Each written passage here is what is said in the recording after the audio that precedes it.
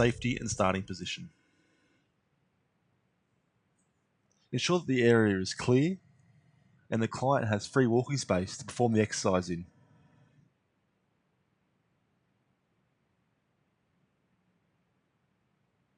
Safely picking up the barbell. Bend at the knees, clean the barbell overhead and place it onto the upper trapezius muscles.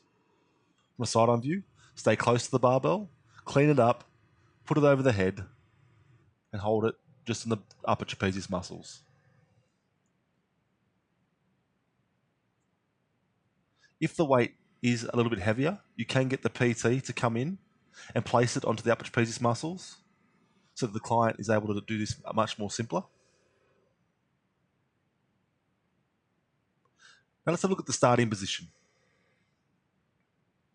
Here we can see the feet approximately hip width apart, the core is tight and activated, the arms are creating a strong W shape, and the eyes are looking forwards. Technique cues. Step forward with the lead leg. In doing so, ensure that the knees are vertically aligned with the toes. Avoid touching the floor with the back knee. Drive up and step through with the other leg. Note this is a continuous movement. Lift up, drive upwards through the front heel. And step through once again. Ensure the knee is vertically aligned over the toes. Ensure the heel remains flat with the back hip vertically aligned over the back knee.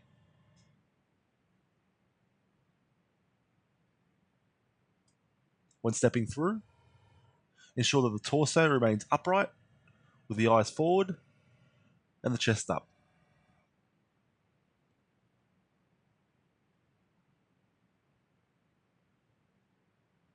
This should continue for all repetitions.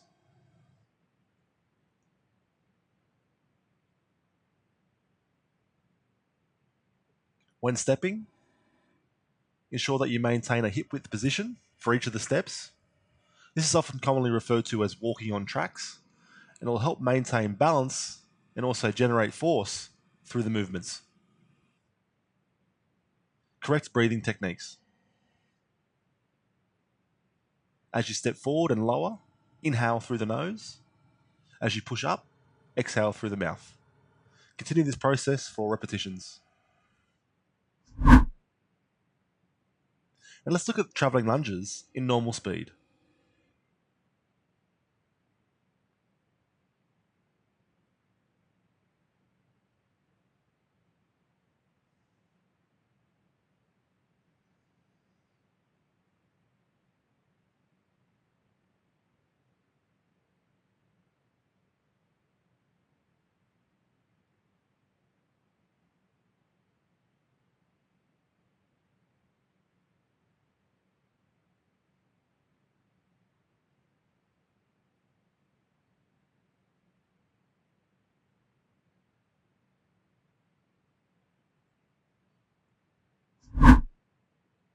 Let's take a look at some common technique errors when performing the barbell traveling lunges.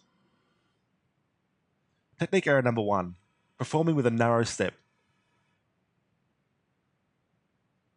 As can be seen in this comparison, the client should look to maintain a hip width stance while stepping through. When performing a narrow step, the client is narrowing their base of support and their center of balance, and they will therefore be subject to falling over and losing balance. The client should be encouraged to maintain a hip width foot position during each step. Now for some exercise instruction methods for when the client is performing the exercise with a narrow step width. Firstly, the PT notice this is occurring. It's important that they stop the client and assist them with removing the barbell from the upper trapezius. From here, the PT should look to provide masking tape on the floor, which is hip width apart, as a means of providing tracks for the client to walk along.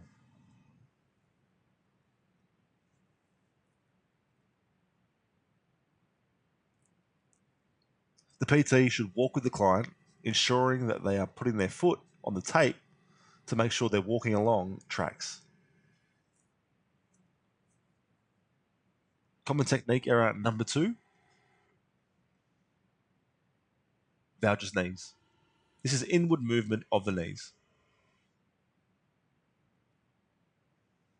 As can be seen with this comparison, upon stepping and lowering, it is important that the knee remains vertically aligned over the toes. Any inward movement at the knees can result with stress placed on that knee joint and possibly relate to injury. Voucher's knees is commonly related to weaknesses in the gluteal and hip muscles, specifically the gluteus maximus and the gluteus medius. These might be areas of strengthening for the client. Some exercise instruction methods for dealing with Voucher's knees. If the PT notices that the client is struggling and the knees are going inwards, they should help unrack the barbell. From here, they may assist them by placing a resistance band just above the knees and encourage them to step out as they lunge and keep the knee vertically aligned over the toe. This will also help them strengthen up the weaker gluteal muscles and hip muscles. Common technique error number 3, overstriding.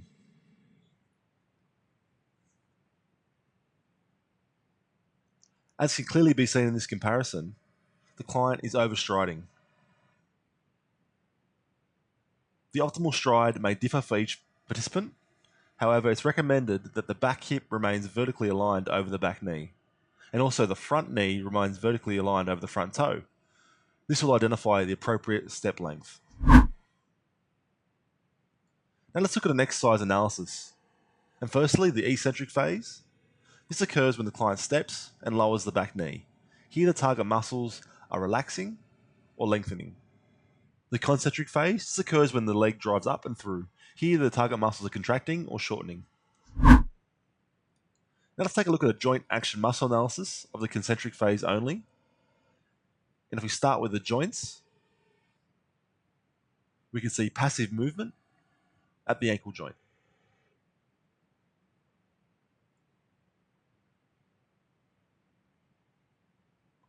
We can also see movement at the knee joint.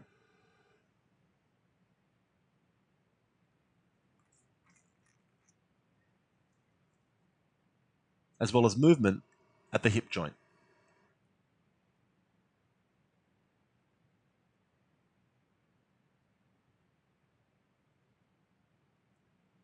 Now for joint actions, at the ankle joint, we can see ankle plantar flexion.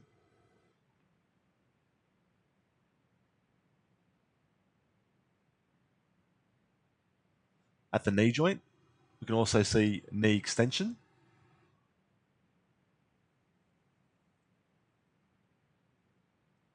And finally, at the hip joint, we can also see hip extension.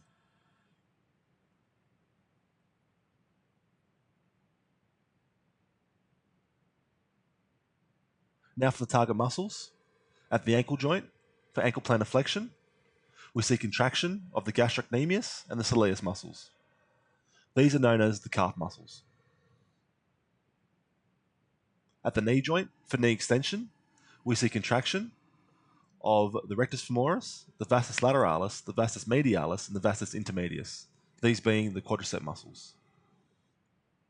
And finally, at the hip joint, for hip extension, we see contraction of the gluteus maximus, as well as the hamstring group, these being the biceps femoris, semimembranosus, and semitendinosus.